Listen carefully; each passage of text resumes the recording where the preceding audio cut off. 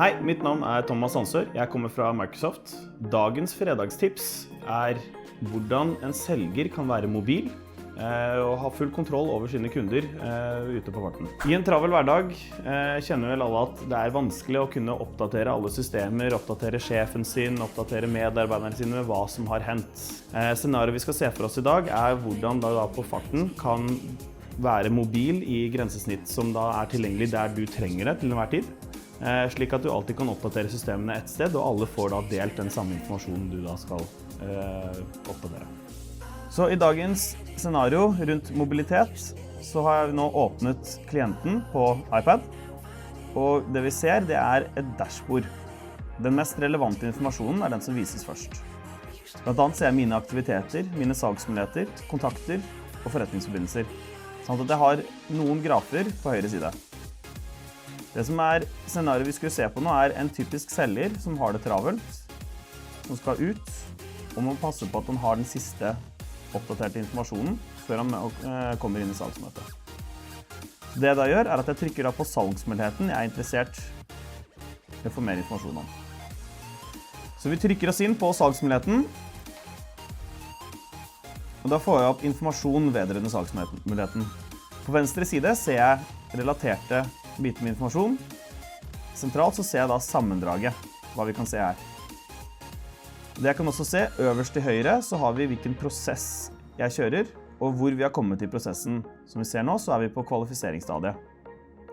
Jeg ser også på vei ut i møtet at jeg ikke har noe beregnet budsjett, så dette et samtaleemne jeg nødt til å ta opp.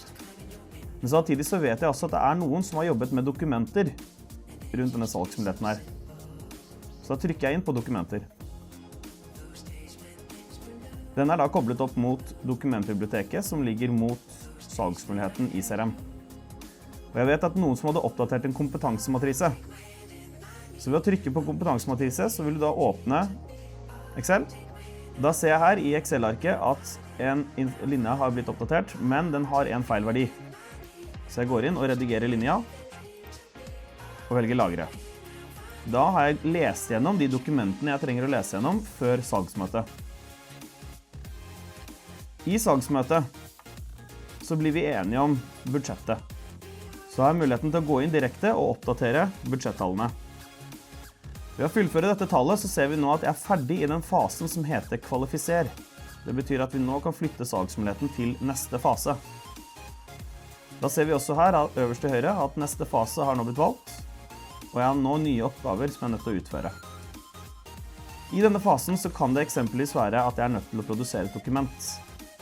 Herfra så det også muligheten til å koble deg rett mot Word-mal og opprette noe som da et sammendrag for en salgsmulighet.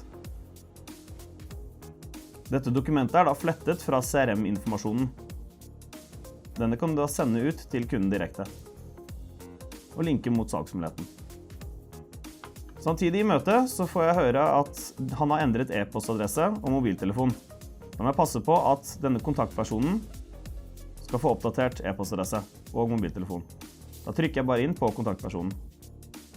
Da ser vi her hva e-postadressen hans Den skal nå til og mobiltelefonen som oppdateres. Jeg trenger heller ikke å trykke på noen lagerknapp, jeg trykker bare tilbake. Og systemet lagrer kontaktpersonen med oppdatert informasjon. Så alle som aksesserer CRM-systemet nå, ser at Bjørn har fått oppdatert e-postadresse og ny mobiltelefon. Da har jeg vært på farten, jeg har vært ute i møtet, jeg har oppdatert kontaktpersonen, og vi har sendt ut et tilbud, og salgsmuligheten nå oppdatert til neste fase. Og det dagen til en travel selger, slik den kan være. Hvis du likte dagens tips, lik oss på Facebook, eller abonner på YouTube-kanalen vår. Hvis du skulle ha noen gode tips, så send de gjerne til tips@ags.no. Eller hvis du har andre henvendelser på support, så sender du til support@ags.no. Ellers så vil jeg bare takke for meg, og så ses vi igjen en eller annen gang.